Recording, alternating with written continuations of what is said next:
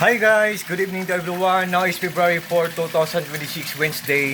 As you can see guys, andito na naman ako sa koi fish pond ko. Ito po ang mga pets ko guys, mga koi fishes guys. Look at them guys. Diba?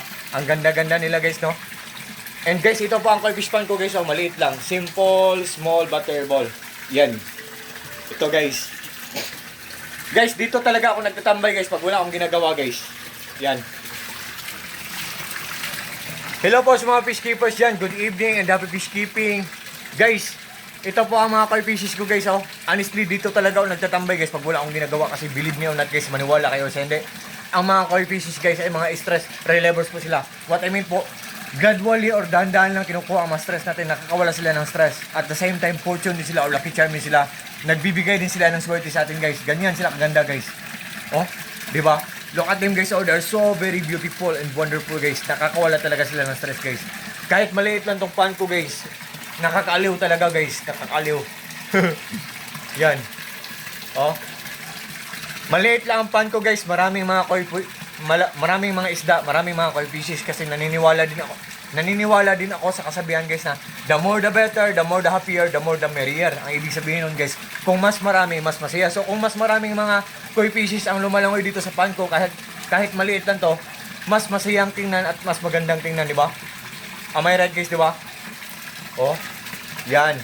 At ito po ang filtration system ko guys, filtration system ko, pinaglass ko, pinawilding ko para maghang, para mas lalong magandang tingnan. At guys, sa video kong to, ipiplex ko kung bakit malinaw ang tubig ng pond ko kahit almost 2 months na siya. Kasi every 6 months every 1 year, 6 times ako maglinis ng pond. So every 2 months, isang bisis ako maglinis ng pond ko. Yan.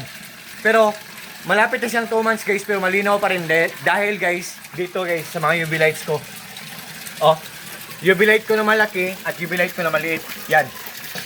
Ito guys, UV light ko na malaki, yan, nandyan sa lingko at UV light ko na maliit, nandyan din sa lingko. Yan, silang dalawa. Ang UV light guys, pinapalinaw niya ang tubig sa aquarium at pinapalinaw niya ang tubig sa pond. Pinapatay niya ang bakterya sa aquarium, pinapatay niya din ang bakterya sa pond. Ganyan ang purpose niya guys. Tapos kahit nasa ilalim sila ng tubig guys, hindi sila masisira kasi waterproof sila at matipid lang sa kuryente at good pa ang quality, tapos mura lang. So tingnan nyo lang sa link ko guys just trust me, just click my link and just try guys. I hope maniwala kayo sa akin kasi meron kaming solar power system set up. Marami kami mga solar panels sa bubong namin. Zero electric bill kami every month. Wala kami binabayaran na kuryente every month, maski piso kasi marami kami mga solar panels sa bubong namin. May generator kami, dalawa portable solar generator at may monitoring. Nalalaman ko or namonitor ko ang isang gadget ko matipid lang kumain ng kuryente o kung good ang kanyang quality. To all my friends guys, God bless us all and that's all.